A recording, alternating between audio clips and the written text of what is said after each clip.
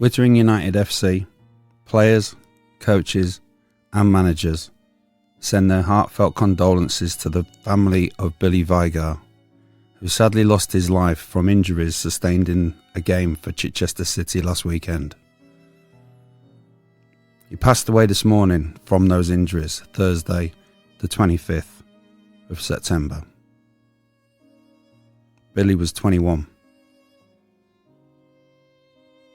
Nobody should ever go to a football game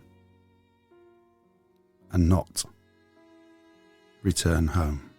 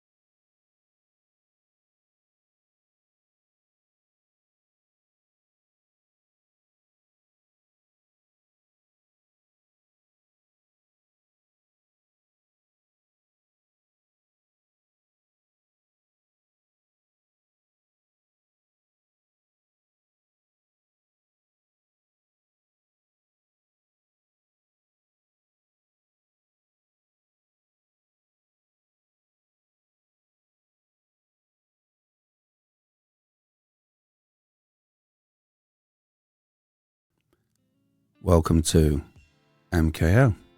That was a tough one to do. We found out tonight that Billy Vigar had died, who was a young lad, 21 years old, playing for Chai City. He had to have an operation this morning and he didn't pull through from that operation, which was critical, and subsequently died this morning. So it's really hard trying to do a podcast having known this news. Our football team committee are having their meeting tonight, so I dare say they're going to bring it up. So as I do this podcast and this podcast goes worldwide, I thought I would do it on behalf of all the staff, players, management committee, everyone associated with Wittering Utd FC. That's what we're all about. It's community spirit. The show must go on, and it shall. Let's get the greetings out of the way. Right, the shout outs this week are going to Martin Hancock, West Ham supporter. Mark Bannerman is a Arsenal supporter. Two of my friends are actors. Jordan of our twos. Jordan went missing on Saturday. He plays for the twos as a CM, central midfielder, and he went missing. He was last seen on Friday night. Say Friday night, it was actually Saturday morning at 2:39 with a mask on, drinking Stella, and then failed to appear for the big game, of which we won 5-0. The reason why we brought in a breathalyzer, I'll have you know as well. Hello to my mummy, who sent me loads of texts. Sam Glendinning, I'm sorry I missed your call, I meant to call you back, forgot all about it. Ronnie Fox, who's a pal of mine at Lock, Stocks, Two Smoking Barrels, he's also a West Ham supporter and also a friend of Martin Hancock. Rossi, who's an airline pilot. Patricia, Paul Britton, Peter Plumridge, number one's gaffer, John McDonald, Brian Connolly, all my people in the Green Acres 2. I went into the Green Acres 2 in Hemel Hempstead and just said whatever anyone wants, buy them around. It cost me about 200 quid. Sean Kelly, the boss of that boozer there. Hello to Sean as well. Happy birthday to Dora the Explorer, aka the Poet, aka Matthew McCourt. And that wraps up all the shout outs. Whoever you download your podcast from, if you subscribe, you don't pay for it. All you're doing is you just put in this podcast, MKO Footy Pod, in your saved selections. So when this episode goes out, which it will go out on Friday at some stage, you get to know about it first. And if you want to follow us on any of our socials, you can get us on, and it's the same for everything, right? At MKO Footy Pod. Twitter, TikTok, Insta, Facebook, at MKO Footy Pod. If you want to email me at dino@mkoshow.com. If you want to text the show, 0753 71 71 72 2. From League 2, all the way up to the Premier League with attendances, standout fixtures, best and worst results, managerial moves, fantasy football, and more. Going to League 2. League 2, where my beloved Grimsby play, and as I said in last week's podcast, no doubt after beating Sheff Wednesday, they'd go and lose against Barnet. What did they go and do? Lose 3-0. So at the top of League 2, we've got Gillingham on 21 points, and they're being managed by Michael Bolton. Second, Salford City, 19 points. Third, Walsall, 19 points. Swindon, Holloway, wanker, 18 points. And fifth, Grimsby Town, 15 points. Bottom 5 clubs, Colchester United, 8 points. Crawley, 8 points. Newport County, 5 points. Shrewsbury Town, 5 points. Cheltenham Town, 4 points. Top goal scorers, again, Aaron Drinan, Swindon, 7 goals. Matthew Dennis, Notts County, 6 goals. Omar Patrick, Tranmere, 5 goals. Now, in League 2, if you had Haaland, would he score 50 goals? Would his class still net him 50 goals? Or would the defenders boot him into the stands every week and he wouldn't be able to perform? Is an elite footballer only good in elite circumstances? Or would that elite footballer still be as good in Div 2? Let me know. Text 0753 71 71 72 2. Email me Dino at MKO Show. Let me know your thoughts. Top attendances last weekend. Notts County versus Crawley, nearly 9,000, 8,974. Walsall versus Tranmere, 6,010. MK Dons versus Accrington, again, 6,010. That stat's got to be wrong. No way you're going to get 6,010. That stat's wrong. Anyway, the lowest again was Bromley versus Chesterfield, 2,583. Probably a full house for them. The best 3 results last weekend: Notts County 4-0, emphatic home win. Walsall 4-2, 6 goals. Salford 3-2, top clash. Salford edging it. Salford are favourites for the Div. I think them and MK Dons favourite. The worst result, I've got to say, Grimsby. That was their heaviest defeat this season. But I'll still take it. We're in the Carabao. Standout fixture for this week, I would say Gillingham versus Harrogate. See if they can continue their unbeaten run, I guess. Sackings, Cheltenham Town. Michael Flynn, gone. He's now joined Nuno and Ruben Selles. Now Michael Flynn. Gillingham, unbeaten, runaway leaders, managed by Michael Bolton.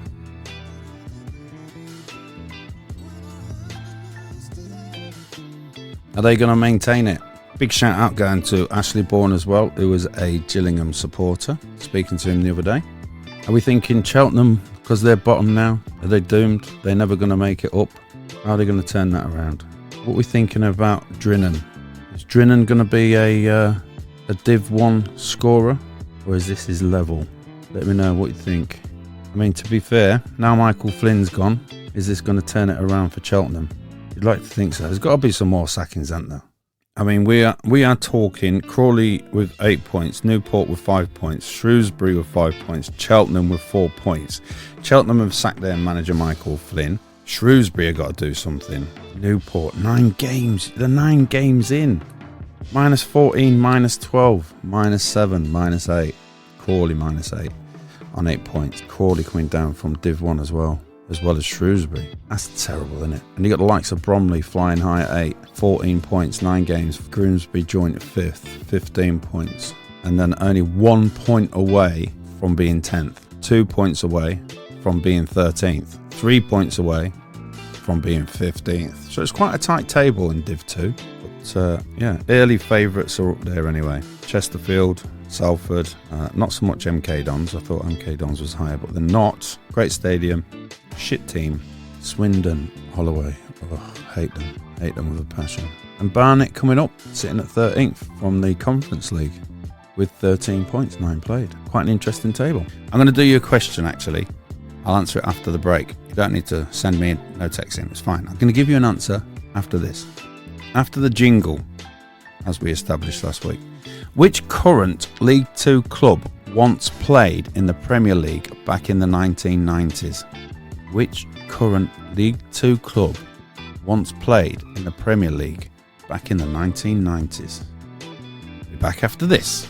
Morning Kickoff, your number one football podcast of choice. We have socials that need you on board. Come and join us and help to grow MKO. And also see some behind the scenes footage on Facebook, Twitter, on TikTok, on Instagram and YouTube. Search MKO Footy Pod to be notified of when the latest episode with Dino is available. Subscribe to our channel on your player of choice and share with your friends. Thank you. Did you get the answer to the question? It was, drum roll please, 1993 to 1994, a single season, Swindon Town, now managed by Holloway the wanker. Which EFL club is the only club to have been champions of all top 4 tiers of English football? Which EFL club is the only club to have been champions of all top 4 tiers of English football? Now, because you wankers will be fucking Googling the life out of this, I'm going to give you the answer straight away. Alright? Wolverhampton Wanderers. See?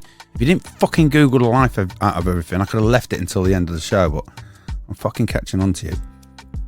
Straight into the derby demolition of Bolton and Wigan.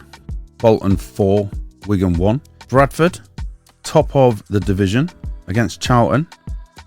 The leaders keep marching on, 3-1 Bradford. Stevenage 2, Exeter 1, solid win to stay in second. The worst result of the weekend would be Posh. Posh 0, Burton 1. Bottom club upset, top half side. Standout fixture for next week, Bradford City, Stevenage all day long.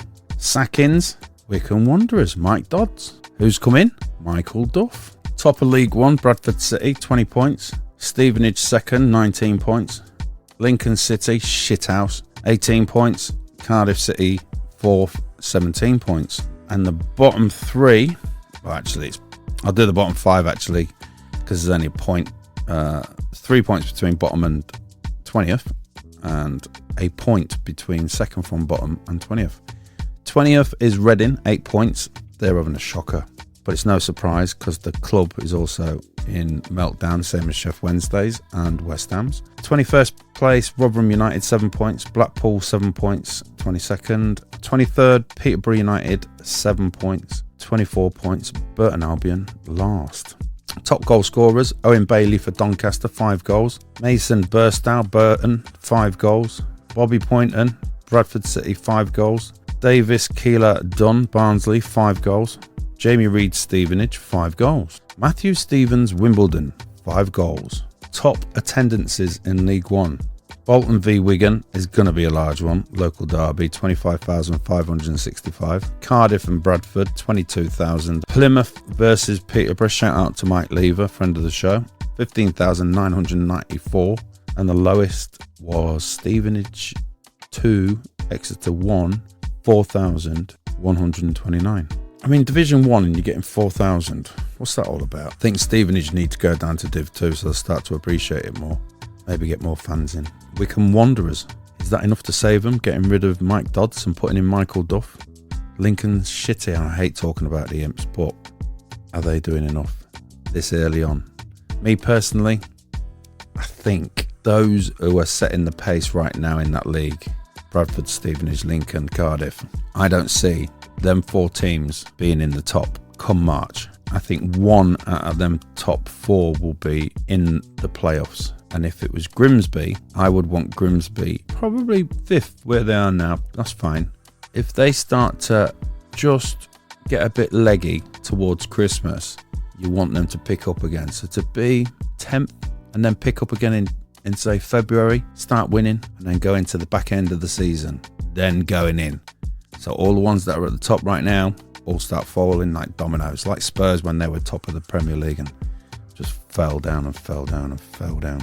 A bit like that. I don't think you want to be showing all your form right now. I think you need to be playing into the games, getting a good squad settled, getting the strikers firing, getting the defenders doing what they should be doing, booting the ball out, keeping clean sheets, building it up. So yeah, I don't think that'll be the top of Div 1 come March, but we shall see. Should we talk about the Carabao Cup?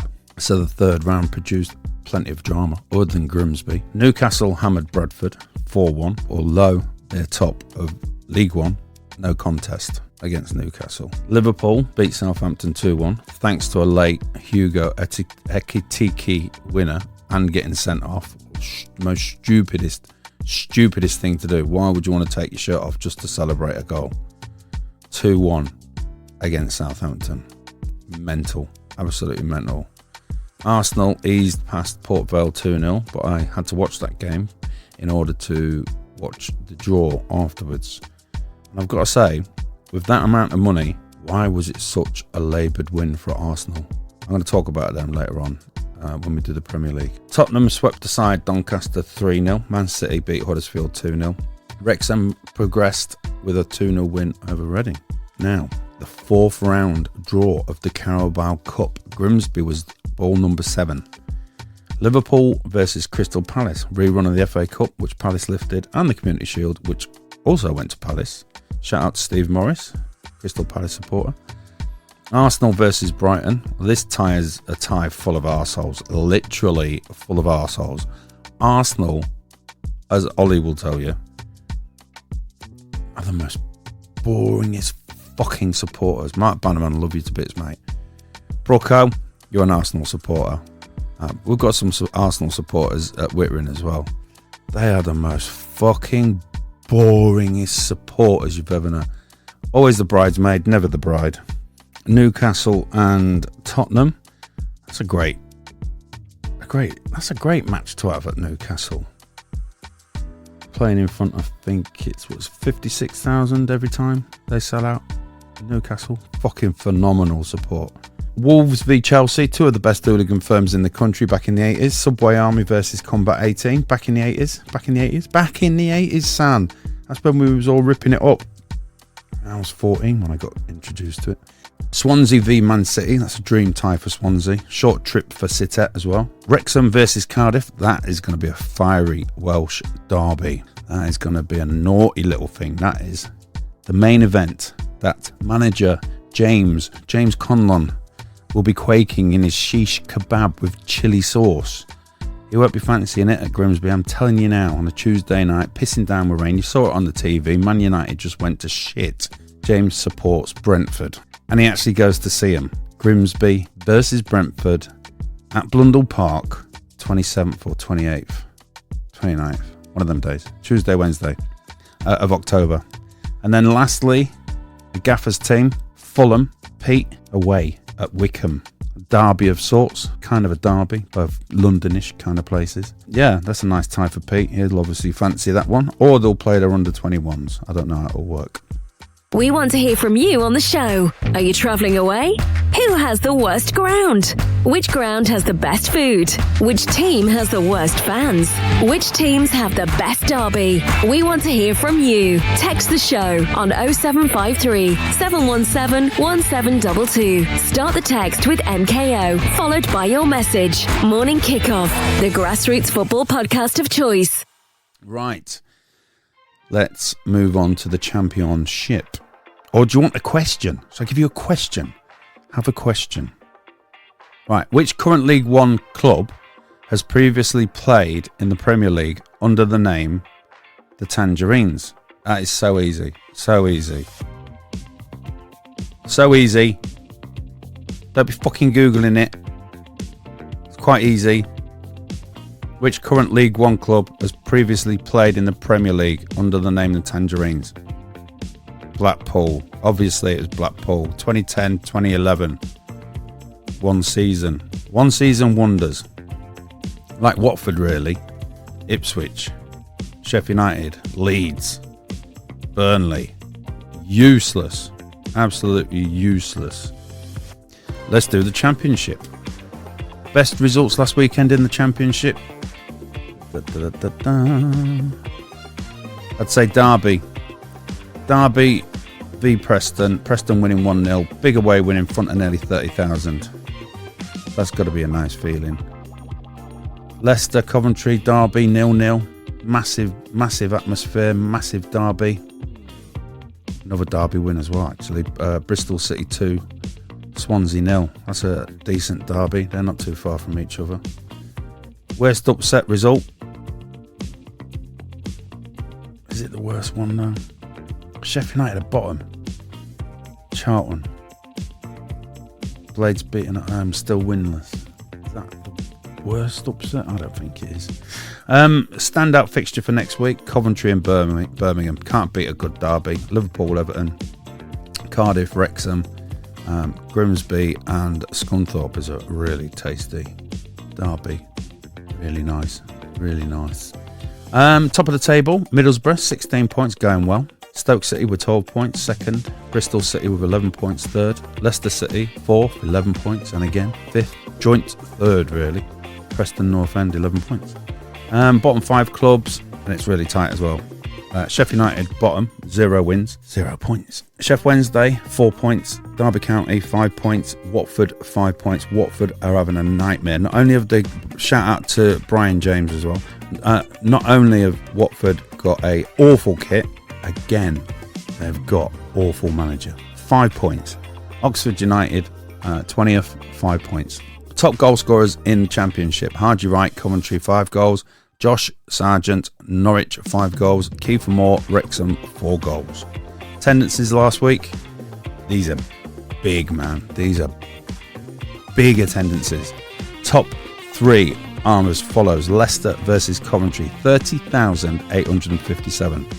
31,000. Sheffield United versus Charlton, 30,000 watching the team lose week in, week out. That's amazing support.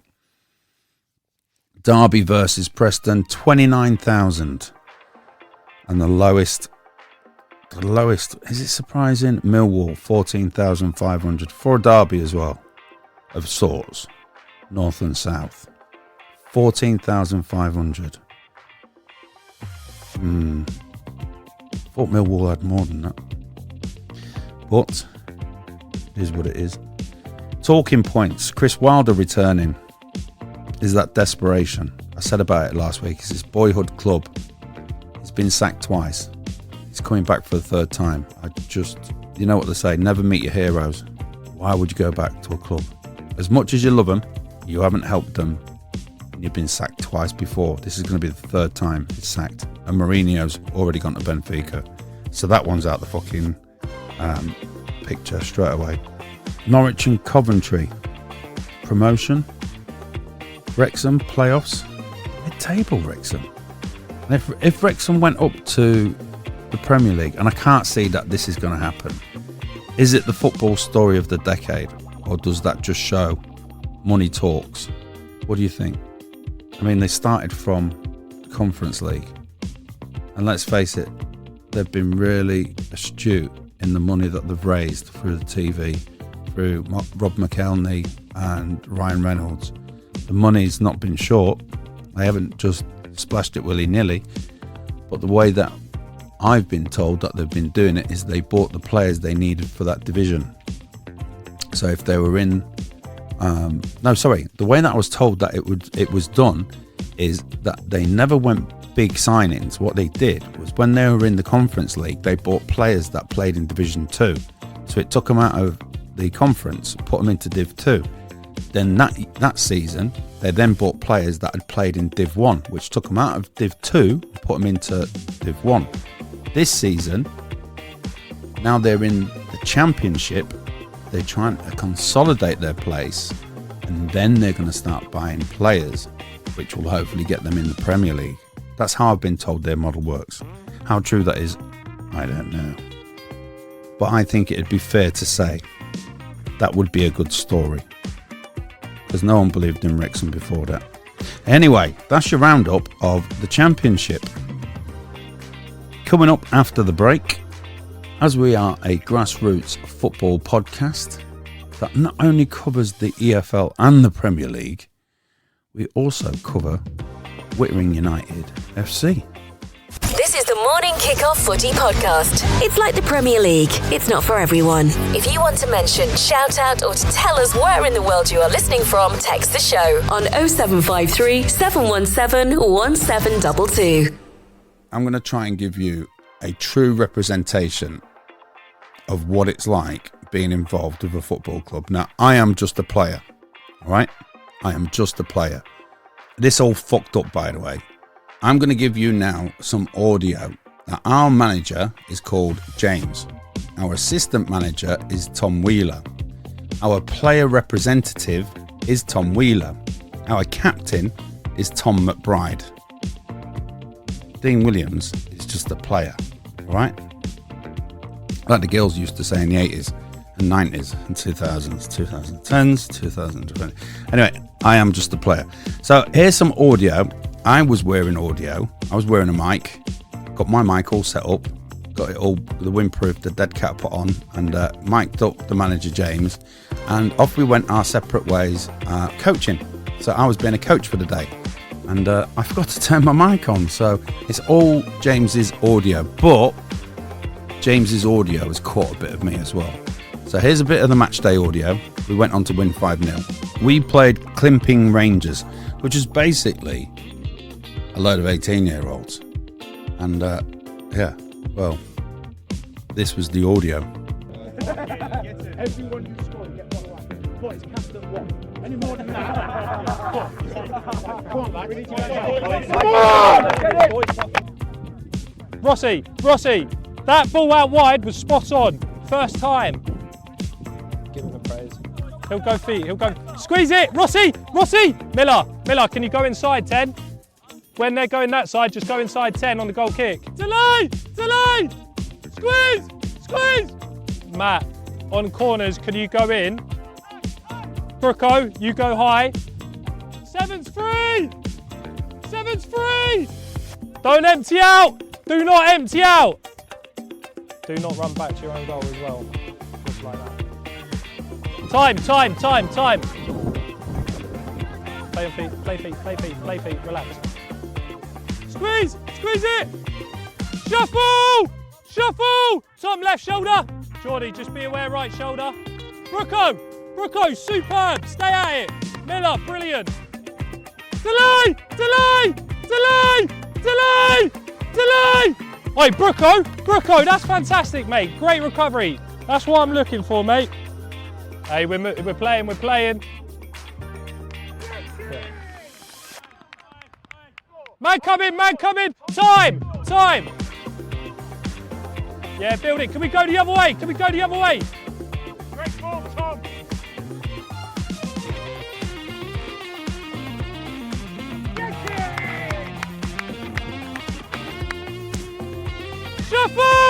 Shuffle! Boy, it's good football. What I want to see there is us. They're working their socks off, the opposition, to come and chase the ball. Go back to the centre back. Go back left. Let them fucking work their socks off. We've already said this at the beginning. This is what we need to do. Pass it around. Let them do the running. They're going to be fucked by 70 minutes. We're going to be fucked by half time if we carry on the way that we are. Well, I don't know. Good. Force them wide.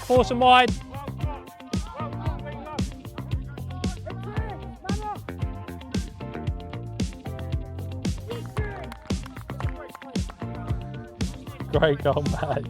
Great goal. Hey lads, their heads have gone. Come on. Get in! Who scored that? Matt. Was that Well done, Matt. 2 bottles of wine tonight. Is it 2, Matt? Boys, listen up. I'm not going to add to anything that Dino said. He's got it nailed on the head, yeah? You all know this is a lot better at what we're doing, yeah? This pitch is awful, isn't it? Good out. Yes! Next one!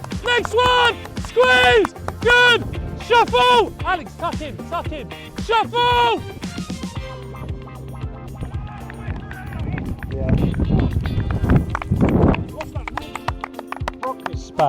Spatch. Spatch. Well done, W. What's that, 5-0? Oh, man. Shake hands, boys!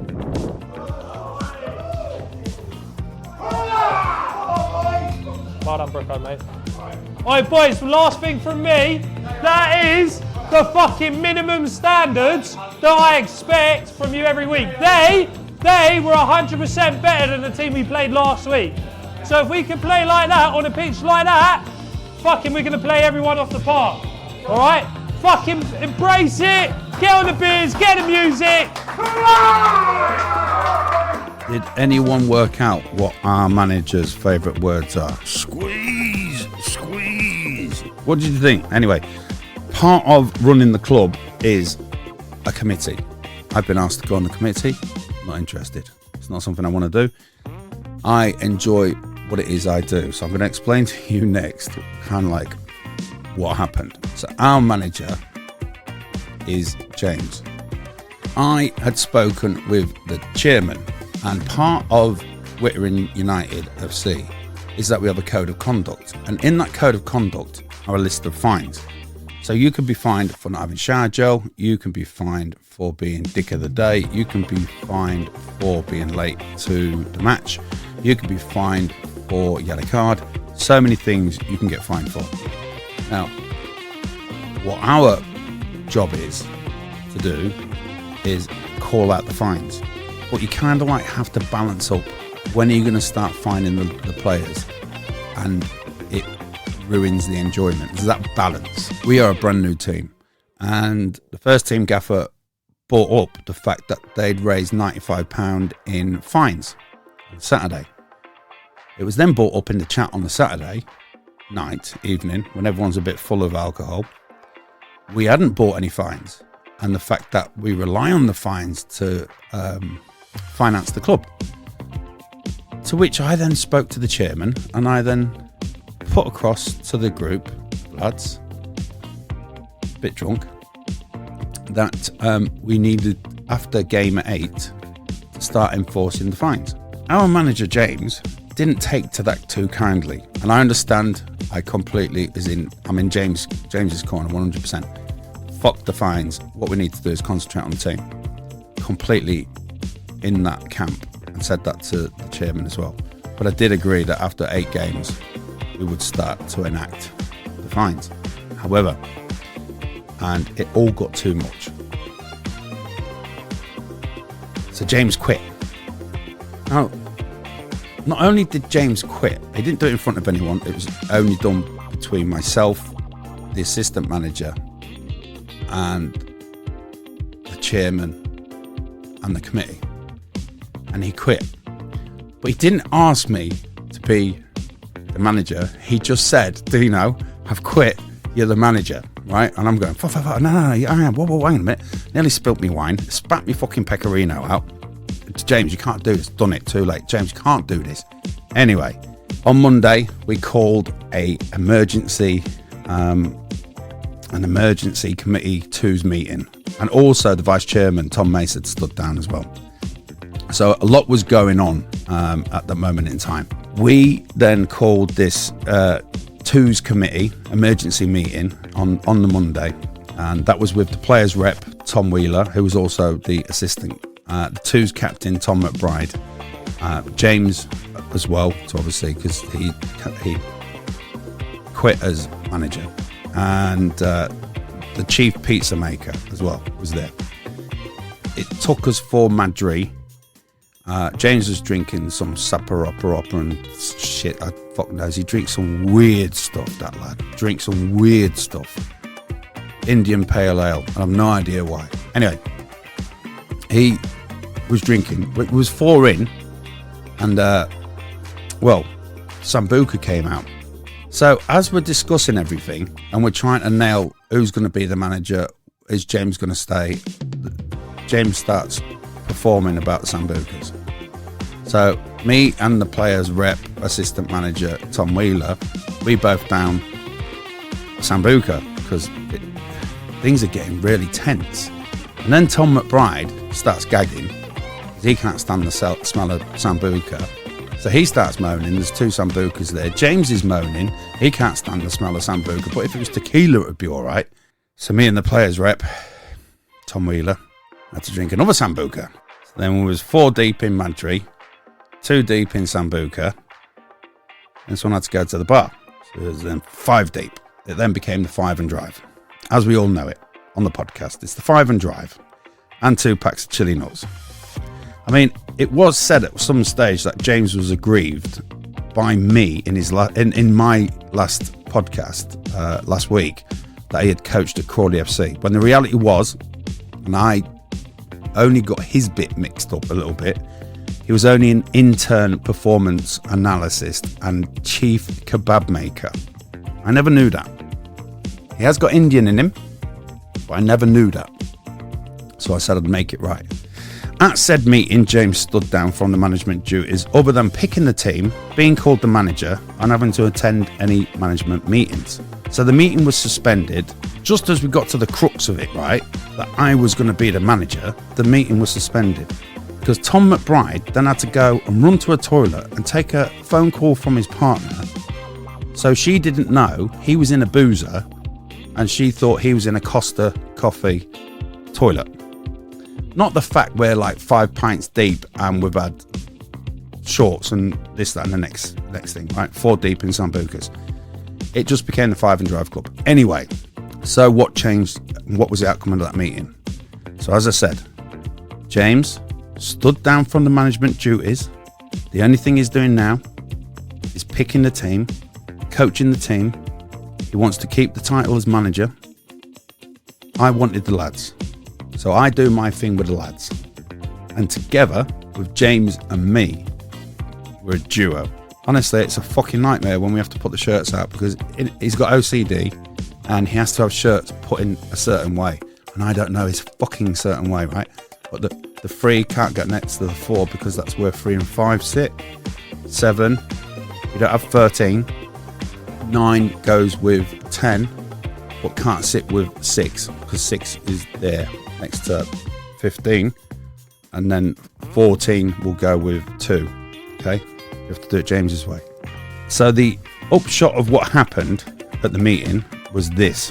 So for all the players, this is pure clarity, right? Just to let you know. I'm going to continue to do what I do. That is, I coach the lads. Not football-wise, I play with them at training, but I coach them on a Saturday. James is the manager, is the brains of the outfit. He tells me what's got to be done. He tells me what the squad is. We then decide what the squad is. Wheeler, who is the players rep, was the assistant manager, has now stepped down to just the players rep to concentrate on playing. And Tom McBride was asked to leave his house. That was it. And that was it with Wittering United. Don't ever tell me what I say is boring, because I tell you what, you had to be there at that meeting to appreciate it. It was fucking emotional. Honestly, we was arguing about who was going up the steps, who was going to carry the drinks. I had to get a tray, nearly dropped it, couldn't open the door. It was a fucking minefield. Tom was always wary about where we were and if he sounded like he was in a pub or whatever. It was a nightmare, but it is what it is. In other news from Saturday, big shout out to the lads. They all did massively well, absolutely massively well. Probably not the correct grammar to use, but they did superb. They were absolutely, they played football like a dream. So the ones are playing on Saturday versus Harting, and that's a 3 p.m. kickoff, and that's at Bracklesham Barn. The second team are playing Huntston Community Club Thirds, Saturday, September the 27th, also at 3 p.m. kickoff, and that is at Sherborne Road, Chichester. And you can find all our social medias for Wittering Utd FC on Facebook, Instagram, Linktree, and anywhere else you'd care to look. Right, coming up after the break, it's the main event. It's the Premier League. It's what everyone's talking about. Do you have a fleet of diesel vehicles in the south of England? Do you always have downtime with vehicles lost in workshops? Call Williams Diesels, your one-stop shop for on-site repairs. Williams Diesels, voted London's best fleet mobile repairer for London 2024. Services, repairs, MOTs, safety inspections, brakes and clutches, all done on site. We are mobile to keep you mobile. Do you replace windscreens due to chips or cracks? We repair chips and cracks for our customers, reducing the need for a replacement and saving you money. Call now to find out how we can save you time and, more importantly, money. Call 0753 7171 606 or visit us at williamsdiesels.com. Williams Diesels. We are mobile to keep you mobile. Right, we are back with the Premier League. The main talking point, the big one, the big guns.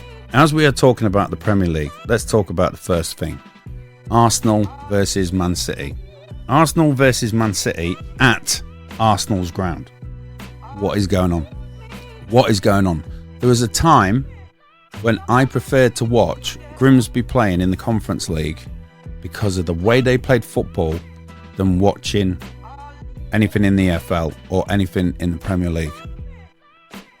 Now, I would rather watch Grimsby and I would rather watch Wittering Utd FC than that shower of shit Arsenal and Man City. It is like a sterile form of football. It's like a fucking game of chess with a ball where no one dare do nothing. The way Arteta selected that squad against Man City, you might as well have just said, well, we'll come to park the bus, we're not going to do much more, that's all we're going to do really. And then Pep, if you're going to adventure forward with Haaland, we're going to do everything to stop you really, so we're going to close up the game. It was fucking dreadful. And the last thing that I didn't understand is Arsenal scoring. Honestly, I checked, I was like, fucking hell, they won the game, and it was 1-1, yet they celebrated like they'd won a fucking Champions League game. Always the bridesmaid, never the fucking bride. Always a runners-up, never the fucking winner. Are they the most fucking dullest team in the Premier League? They're awful. Absolutely awful. The game was awful. Completely awful. Hated it. 1-1. That was it. It just, I don't know, just... Premier League last year, I used to say it's the most exciting Premier League. Now, I'm just watching it thinking, what's the fucking point? Especially after coaching a Saturday team, grassroots football team on a Saturday. And I watch what they do. And I watch the way that the game ebbs and flows, and they try and emulate some kind of order in football. But what they don't do, they don't give up attacking. They won't stop going at the defence. They will sometimes go route one. Sometimes they'll decide that they're going to play it through the centre of the park and they'll bully the way through. That's exciting.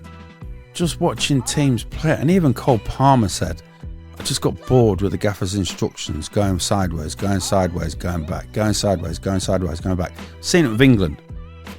Sideways, back. Sideways, back. Sideways, back. That hopefully with Tommy Tuchel will change. But that was awful. It is awful to watch. I was not impressed by that match at all. If that is the highlight of the Premier League this year, we're fucked. And I know Liverpool don't play like that, so that is some kind of fucking relief. Chelsea, on the other hand, honestly, struggled against Lincoln. Lincoln should have been 3-0 up in the Carabao Cup. Watching them lose to Man United 2-1, Sanchez being sent off in the, what was it, 4th minute? And then Palmer and Esteval coming off. Neto, just why? Casemiro getting a red card, 2 yellows and a red. Just why? Jorgensen, awful. Petrov sold to, was it Bournemouth? Why was he sold to Bournemouth? He was much better than Jorgensen. Much better. I don't get it. The type of football he was playing in the Club World Cup, it was phenomenal. All bar one game where we got beat 3-1, 4-1, what it was. Chelsea were playing phenomenal football. Really good. And obviously, João Pedro signed up as well and started playing. The football was promising, really good. And now it just feels like, I don't know, it just feels like Chelsea have gone backwards or going backwards, losing 2-1 to Man United. They're probably one of the worst teams in the Prem. Other than, obviously, Red Bull, Leeds and Burnley and West Ham. Awful. Just awful with Chelsea. So yeah, it wasn't a great weekend. But listen, it's a fantastic weekend because my fucking grassroots football team won. So that kind of like gives you a lot to be proud about. Grimsby losing, kind of like predicted that one, the hangover.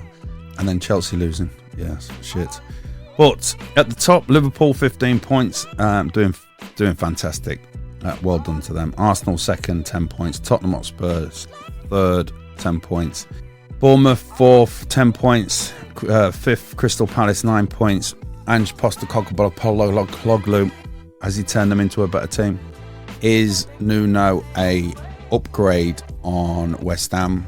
Graham Potter. I think Graham Potter just needs more time. Some would say that he's had too much time. He's had the summer, and they need him out now. The West Ham supporters have got a small group that are protesting every Saturday. I think they had 3,000 to 5,000 for the first protest Saturday, and they're hoping that it's going to escalate, and this is to get Brady and Sullivan out. So good luck to them. So going to the bottom of the table, Burnley 16th with 4 points, Brentford 17th with James, shout out to James, Brentford 17th 4 points, Aston Villa 18th with 3 points, West Ham 19th, second from bottom, 3 points, Wolverhampton Wanderers bottom with no points. Now West Ham United 3 points, 1 win. So Aston Villa 3 points have yet to win a game, so they're still winless in 5 games, as are Wolves. West Ham have won 1, Brentford have won 1, Burnley have won 1, Newcastle, Brighton, Forest, Burnley have all won 1 game after 5 games. Who's going to be the bottom 3? Red Bull Leeds sitting at 12, 7 points. I reckon they're going to be down the bottom. Tell you who's playing really well. If Sunderland carry on at this pace with 8 points in 5 games, that's working out at 1.6 points a game. If you times that by 38, that's going to come up to about 60 points maybe. 60 points would get you what? 11th going on last year's table? 9th or 10th. Let's say for argument's sake, 2024-2025 season, 9th or 10th. So yeah, if Sunderland do carry on with that 1.6 points a game, yeah, good luck to them. They're going to be the ones that survive. Top scorers for the Premier League are Erling Haaland, 6 goals. Victor Gyökeres, 3 goals. Antoine Semenyo, 3 goals. Top attendances, who do you think it was? Got to be Man United, Chelsea, right? 73,800. West Ham, Crystal Palace, 62,455 local derby. Liverpool 2, Everton 1, another local derby, 60,342. Lowest, Bournemouth versus Newcastle, 11,202. Result of the weekend, would it be Brighton 2, Tottenham 2, Spurs fight back? Frank's been doing some wonderful work there, hasn't he? I think he's turned Tottenham around. I think they've got a really good manager. Crystal Palace 2, West Ham 1. Eagles unbeaten run continues. And Red Bull Leeds winning 3-1 against Wolves, away as well at Molineux. Shock win? Was it a shock? Or just Wolves, like last season, just playing badly at the beginning and will start to pick up? I think the fixture of the week for this week is going to be Liverpool and Crystal Palace. A rerun of the Community Shield and the FA Cup. That's going to be a good game. Got a draw written all over it. How's Ange Ball settling in at Notts Forest? I've got a few friends at Notts Forest. How are you finding it, lads? Daz Ford, how are we finding it with the old Notts Forest and Ange Ball? I'd be dreading it, mate. Absolutely dreading it. Liverpool's perfect start. Unstoppable, are they? Or is this just luck? And a Palace where they're unbeaten, are they the real contenders? And who's in deeper crisis in Birmingham? Villa or Wolves? Who gets sacked first? Is it going to be a bottom club boss like Potter? Or is it going to be a Big Six manager? I can't see it's going to be any of the Big Six. I can't see it being Maresca. I can't see it being Liverpool's manager. I can't see it being Tottenham's because they've just put him in charge. Pep Guardiola's not going to go anywhere. Eddie Howe's not going to go anywhere. I can't see Dick Van Dijk at Liverpool being sacked. Do you know what I can see? I can see Arsenal getting rid of Arteta choke. I tell you what, it's quite nice to see in the Premier League. Bournemouth 4th. I mean, it's not going to last. We know that. Crystal Palace 5th. Ruben Amorim, Man United. I think he's potential to be sacked, you know. I appreciate everyone who's rang me, texted me, asked for the show, commented on the show, emailed me. Whatever they've done, conversations in the street, conversations when I've been out and about in London, just fantastic. And I'll do everything that I can do to make the show more entertaining, like bringing in a new bunch of people, like from Wittering. Like, you've heard the audio. There'll be more. We'll do player interviews, and I'll get the players on the podcast as well, and the management as well. We've got 38 episodes to do. So in 38 we've done 2 episodes. So we've got more to come. There's more to come. So hopefully you will like this enough to share with your friends and to share the episodes on social media, because that's how this grows.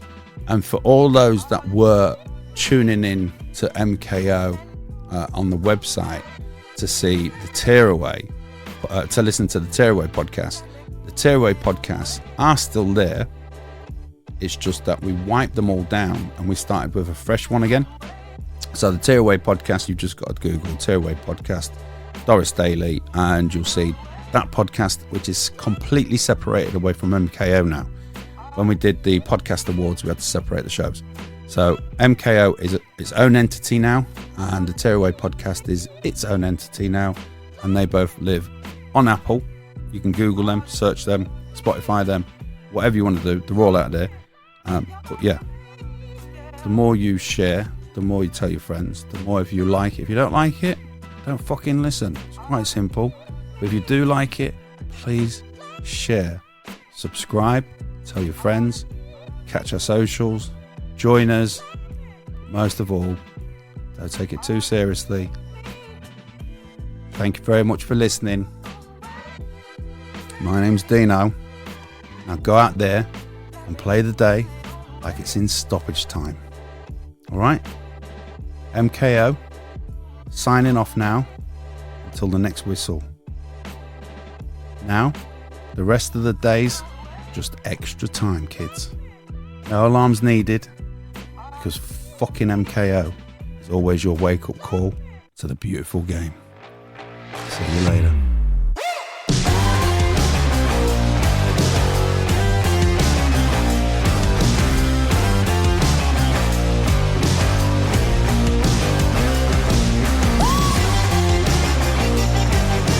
Fuck me, you call me off duty. Well, that went quicker than I expected. All that talk of football, I nearly fell asleep. Anyway, if that's what you like, if this is your bag, then tune in next time for more of the same old bollocks. Leave a review, subscribe, share, and tell your friends. Thank you for listening.